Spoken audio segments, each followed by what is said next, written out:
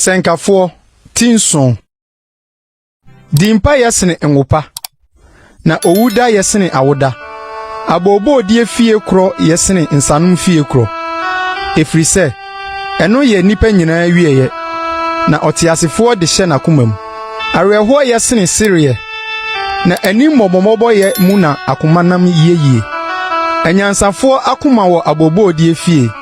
Na nkwasiafo akoma wo anigye fie. Onyansafo anim katie yesene se obi tie nkwasiafo dwonto. Na sade nkasai tritri esen ase no. Se okwasia seriye tie no. Ye nso ye awude. Na amim ye bo onyansafo dam. Na ayede sei akoma. Asem awie yesene nimfiti ase. Ntoboase honhom yesene ahomaso honhom. Ma honhom empre abuhuro ho. Na nkwasiafo kokum na abufuo tie. Nka se aden na akane na no yesene yenum yi. Na enye nyansa so na obisa yei ase. Nyansa yese awunyade. Na eyemfaso ma wona ohunu owia no.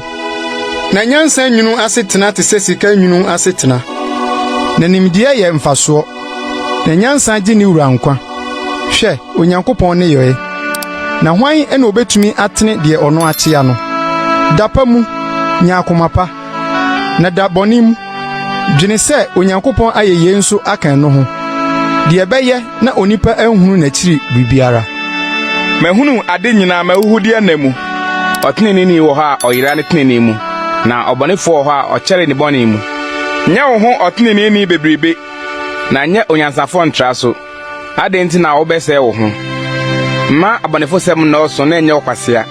Ade nti na wo bebu wo bremu awuo. Eyese wo so yemu. Na yenso wunye wo nsamfiri ho. Na de osoro onyankopon befiri ni nyina mu. Nyansa hye onyansafo de nsene etumfo du a wo kuro mu. Na onipatene ne biara ni asase so a oye papa na onye bone. Nso mfa wakoma nsinsem a waka nyina so. Na wante se wakware dome wo. Na wakoma nim mpre bebre a won so dome ebinom. Mede nyansa maso ye nyina mahwe. Beka se mehunu nyansa.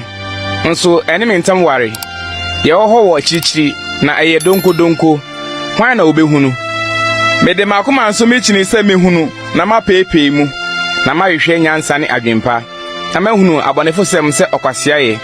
Ne nkwasea sem se adamo. Na mahunu de eye nwono sene ewuo. Oba na akoma mu ofidie ni asew. Na ne nsa ye nhoma. De oso nyankopon ani befiri ne ho afi. Na odebone ye ni de obeche no. Hwe. Ye na mahunu. Osenkafo no na osie. Mefa no miako na mahunu adwempa. De mekra hwehwe bio na nso menhunu ye nie. Oberema baako na mahunu apem mu. Na oba de ne nhunu bi. Ye no nyina mu. Hwe. Ye nko na mehunu se onyankopon yo onipa ten. Na wan ara na ohwehwe tirim adwene bebree.